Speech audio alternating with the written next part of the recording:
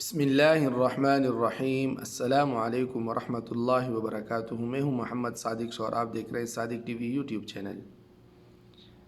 ہم اتنا ڈرتے کیوں ہیں؟ نیا ڈنر سیٹ خریدا ہے تو کھانا پرانے میں کیوں کھایا جائے؟ نئے کپڑے سلوائے ہیں تو انہیں عام حالات میں بھی پہننے میں کیا مذائقہ ہے؟ گھر میں 1.5 لیٹر والے کولڈ ڈرنک کی خالی بوتلوں کے انبار لگتے جا رہے ہیں، لیکن پھینکنے کا حوصلہ نہیں پڑ رہا۔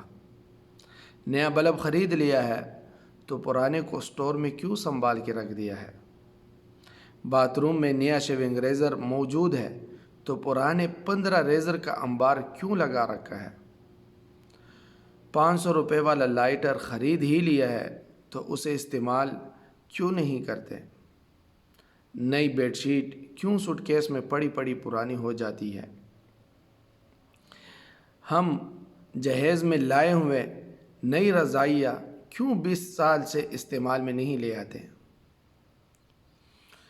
باہر سے آیا ہوا لوشن کیوں پڑا پڑا ایکسپائر ہو گیا؟ دل چاہیے۔ نئی چیز استعمال کرنے کے لیے پہاڑ جتنا دل چاہیے۔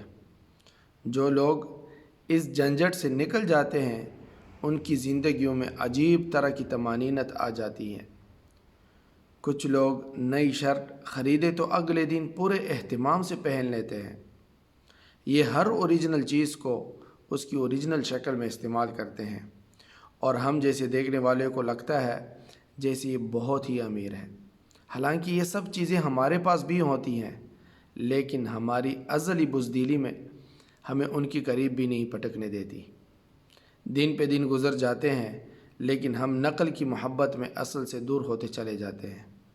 کسی کے گھر سے کیک آ جائے تو خود کھانے کے بجائے سوچنے لگتے ہیں کہ آگے کہاں دیا جا سکتا ہے۔ ہر وہ کیک جس پر لگی ٹیپ تھوڑی سی اکڑی ہوئی ہو، اس بات کا ثبوت ہے کہ اہل خانہ نے ڈبہ کھول کر چیک کیا ہے اور پھر اپنے تئیں کمال مہارت سے دوبارہ پہلی والی حالت میں جوڑنے کی ناکام کوشش کی ہے۔ پتہ نہیں کیوں ہم میں سے اکثر کو ایسا کیوں لگتا ہے کہ اچھی چیز ہمارے لیے نہیں ہو سکتی۔ اور تو اور ہم بچے سے جوان ہو گئے مگر اپنے ناپ کے کپڑے اور جوتے نصیب نہ ہوئے۔ جوتا احتیاطاً 1-2 نمبر بڑا لیا جاتا ہے، لاکھ پہن کر رو کر بھی دکھایا کہ دیکھو اماں میری ایڑی تو اس جوتے کی کمر تک جا رہی ہے، مگر ایک ہی جواب کہ پاؤں بڑھ رہا ہے۔